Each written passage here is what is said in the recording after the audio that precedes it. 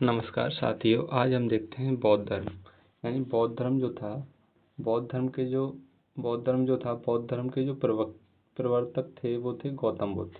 यानी गौतम बुद्ध का जो जन्म हुआ था वो था 563 ईसा पूर्व में, और जन्म स्थान जो था लुम्बिनी, यानी वर्तमान में लुम्बिनी अभी नेपाल में है। पिता का नाम था शुद्धोधन। ये कपिल वस्तु के शाक्यगढ़ के प्रधान थे। अच्छा, माता इनकी थी, माता का नाम था माया देवी, यानी या महामाया, और जो कोलीय वंश से संबंधित थी। आगे देखते हैं। महात्मा बुद्ध के बचपन का नाम सिद्धार्थ था, और इनका जो पालन पोषण इनकी मौसी प्रजापति गौतमी द्वारा किया गया था, क्योंकि इनकी माता जी की मृत्यु हो गई, तो इस वजह से इनकी मौसी ने इनका पालन पोषण किया था। पत्नी यशोधरा थी, यानी शाक्य कुल की थी ये। पुत्र का नाम राहुल था। ज्ञान प्राप्ति रुवेला बोधगया में निरंजना या फाल्गु नदी के तट पर पीपल वृक्ष के नीचे हुई थी ज्ञान की प्राप्ति इनको। प्रथम उपदेश सारनाथ ऋषिपट्टनम के वृगधाम में दिया था। अच्छा, बौद्ध संघ में प्रथम महिला जो शामिल हुई थी वो हुई थी गौतमी प्रजापति गौतमी। अच्छा, उसके बाद इनकी जो मृत्यु हुई थी वो हुई थी 483 ईसा पूर्व में। उसके बाद देखते हैं, मृत्यु का जो स्थल था वो था मल्लों की राजधानी कुशीनगर उत्तर प्रदेश में, यानी दाह संस्कार इनका मल्ल राजाओं द्वारा किया गया था। उपदेश इन्होंने पाली भाषा में दिए थे। इनके जो उपदेश देखे जाते हैं वो सभी पाली भाषा में थे। अच्छा, आगे देखते हैं। अब हम देखते हैं बौद्ध संगतियाँ।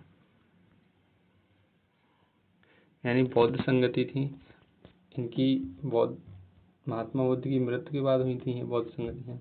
यानी 483 ईसा पूर्व में सबसे पहली बौद्ध संगति हुई थी, ये हुई थी राजगृह में। यानी इसके जो अध्यक्ष थे वो थे पूरण महाकश्यप। अच्छा, जो उस समय शासक थे वो थे अजातशत्रु। द्वितीय बौद्ध संगति 383 ईसा पूर्व में वैशाली में हुई थी। यानी इसके जो अध्यक्ष थे वो थे सर्वकामी। उस समय जो शासक थे वो थे कालाशोक या काकवड़। उसके बाद देखते हैं तृतीय बौद्ध संगति 247 ईसा पूर्व में हुई थी। यह पाटलिपुत्र में, और इस समय अध्यक्ष थे मोगलिस पुत्र तिस्र। अच्छा, शासक उस समय अशोक थे, अशोक सम्राट थे उस समय। अच्छा, चतुर्थ बौद्ध संगति देखते हैं, प्रथम ईसा पूर्व या प्रथम शताब्दी में हुई थी। कहाँ हुई थी? कुंडलवन कश्मीर में हुई थी। उस समय जो यहाँ के अध्यक्ष थे वो थे विश्वामित्र, और उपाध्यक्ष भी देखते हैं, इम्पोर्टेंट रहते हैं। उपाध्यक्ष थे अश्वघोष कई बार पूछे गए। उपाध्यक्ष थे चौथी बौद्ध संगति के, और उस समय शासक जो थे वो थे कनिष्क। अच्छा, आगे देखते हैं।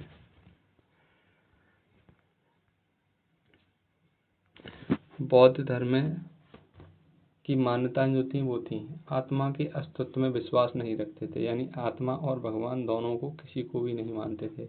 वैदिक कर्मकांड का विरोध, यानी जो भी वैदिक कर्मकांड होते थे उस सबको विरोध करते थे। वेदों की अपौरुषेयता का विरोध, यानी वेदों का भी ये विरोध करते थे। उसके बाद कर्म, पुनर्जन्म तथा मोक्ष में विश्वास, यानी कि ये पुनर्जन्म में विश्वास रखते थे।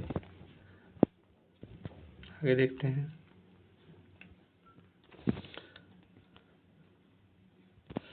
बौद्ध धर्म का जो विभाजन हुआ था वो देखते हैं। यानी द्वितीय बौद्ध संगति में जो विभाजन हुआ था वो हो गया था इनका, जैसे स्थाविर या थेरवादी, महासंघी या सर्वाविष्टवादी।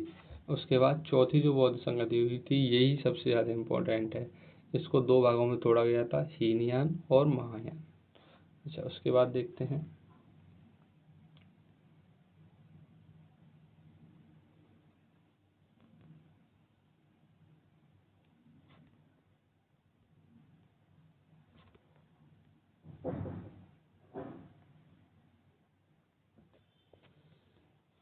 बौद्ध धर्म के जीवन से संबंधित प्रतीक चिन्ह, जैसे घटनाएं जो हुई थी और प्रतीक चिन्ह क्या है। यानी गर्भ, यानी जब बौद्ध ये जो गर्भ काल है, गर्भ काल को दर्शाता था हाथी, यानी गर्भ जो थी, गर्भ की जो घटना कही गई थी उसको हाथी।